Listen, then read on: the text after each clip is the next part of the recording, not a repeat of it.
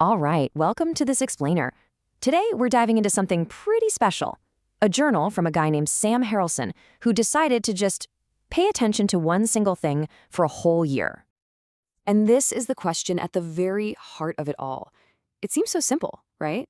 But what really happens when you slow way down and just watch? When you truly see what's been right in front of you the whole time? Okay, let's get into it. So, the project is called tracking. And when you hear that word, you're probably thinking of, following footprints or something. But this is a totally different kind of tracking. It's about following the life of one tree and, believe me, discovering a whole lot more along the way.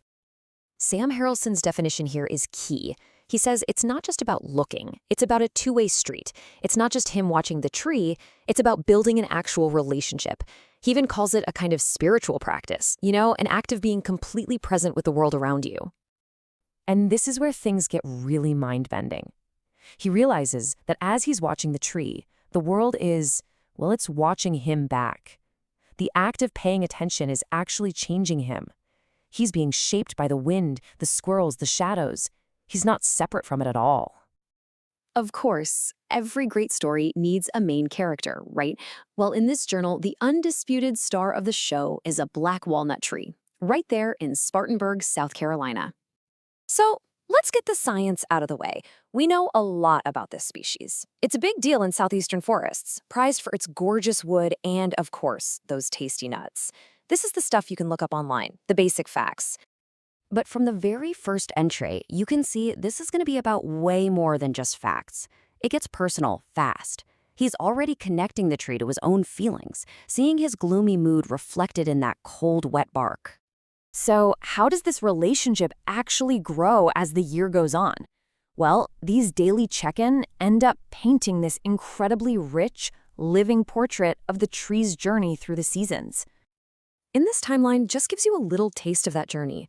You've got the cold, quiet start in winter, then that burst of excitement with new life in the spring.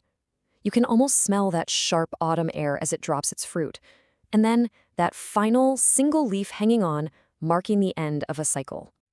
A lot of the entries are just this. Simple, direct, it's 41 degrees, it's cold, it's snowing. And through it all, the tree is just there, quietly standing its ground. It's so simple, but there's a real power in that. And then you get a day like this. It's just one word, seed pods, with that exclamation point. But it says everything, doesn't it?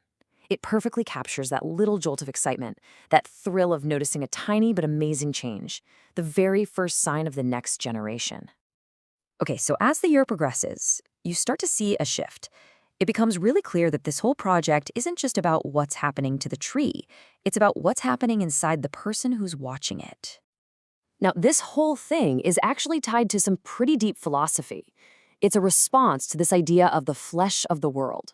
The basic idea is that we're not just these separate minds looking at the world through a window. We're actually part of its living, breathing fabric, completely woven into it. And if that sounds a little too abstract, a little too out there, well, just check out this single moment from a journal entry in October. This is where it all becomes incredibly real. This is just beautiful.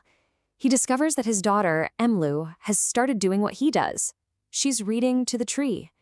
And he watches them and feels like they're sharing this perfect, quiet connection. Two kinds of stillness, sharing the same breath.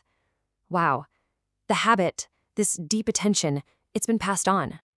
So you see, we go from this tiny, intimate moment between a girl in a tree in a backyard, and we zoom all the way out. This very personal journey ends up connecting to a much, much bigger idea about our place on this planet. Harrelson sees his little project as part of what's called the great work. And the idea here is that the biggest challenge for us today is to stop seeing ourselves as separate from nature and to get back in sync with the basic rhythms of the living world.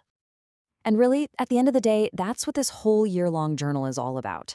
It's this powerful reminder that simply paying attention, it's not a passive thing. It's a real relationship. It's a way of letting the world teach you, but only if you can be quiet enough to actually listen. So this leaves us with a question to take with us, doesn't it?